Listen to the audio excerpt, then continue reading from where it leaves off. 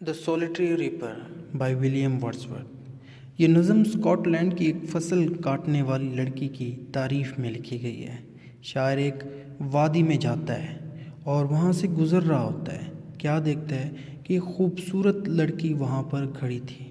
کیا کر رہی تھی؟ گانا گا رہی تھی اور ساتھ ساتھ فصل بھی کاٹ رہی تھی۔ شاعر اس کے گانے کے حسن میں گم ہو گیا تھا۔ اس کی سریلی آوازوں سے وہ ساری کی ساری وادی گونج رہی تھی۔ شاعر کا خیال ہے، کیا خیال ہے کہ اس کی جو آواز ہے نا اس لڑکی کی، وہ بلبل کی آواز سے بھی زیادہ خوبصورت تھی۔ بلبل کی آواز عام طور پر صحرائے عرب میں تھکے ہوئے مسافروں کو جو کسی سایہ دار جگہ کی تلاش میں مارے پھر رہے ہوتے ہیں، ان لوگوں کو تازہ دم کرتی تھی۔ شاعر کا خیال ہے کہ یہ جو فصل کاٹنے والی لڑکی ہے نا، اس کا گانا بلبل سے بھی بیٹر ہے جو مسافروں کے لیے گاتی ہے۔ اس فصل کاٹنے والی لڑکی کا گانا کوئل کے گانے سے بھی زیادہ خوبصورت اور مزے والا ہے۔ کوئل کا گانا اپنے ولولوں اور پرجوش سروں کی وجہ سے مشہور ہے، آپ جانتے ہیں، سنا ہو آپ نے۔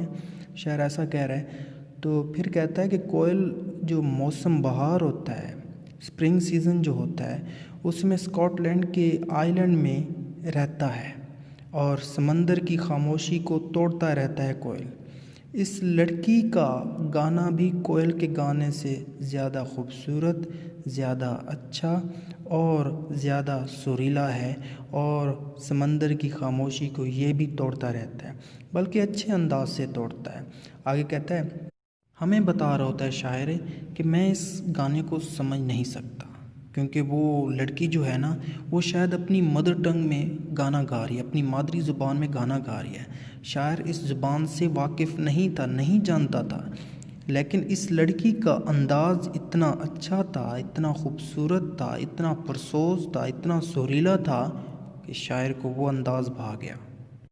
ان سب کے بعد شاعر کہتا ہے کہ شاید میرا یہ سوچنا ہے کہ وہ جو گانا ہے وہ کوئی عام گانا نہیں ہے، وہ کسی نیچرل پین کو بیان کرنے کا ایک گانا ہے، کسی فطری غم کو بیان کرنے کا ایک گانا ہے، کسی ایسے دکھ کو بیان کرنے کا گانا ہے جو اس لڑکی کے دل میں ابھی تک ہے۔ وہ کوئی جنگ کا گانا تھا، وہ کسی ایسے واقعی انسیڈنٹ کا گانا تھا جو کافی دل کو لگ رہا تھا۔ شاعر کافی دیر تک، بہت ٹائم تک وہ گانا سنتا رہا۔ پھر اس کا خیال تھا کہ شاید یہ گانا کبھی بھی ختم نہیں ہوگا۔ جب وہ پہاڑی پر چڑھ رہا تھا تو لڑکی کا گانا اسے سنائی نہیں دے رہا تھا، لیکن اس نے اس گانے کو اپنی روح کی گہرائیوں میں، اپنی سول کی کہیں ڈیپنس میں جذب کر لیا تھا، وہیں پہ رکھ لیا تھا۔ تو امید کرتا ہوں یہ سمری آپ کو پسند آئی ہے۔ پسند آئی ہے تو لائک کیجیے گا، سبسکرائب کیجیے، دوستوں کے ساتھ لازمی شیئر کیجیے گا۔ Thank you for watching this.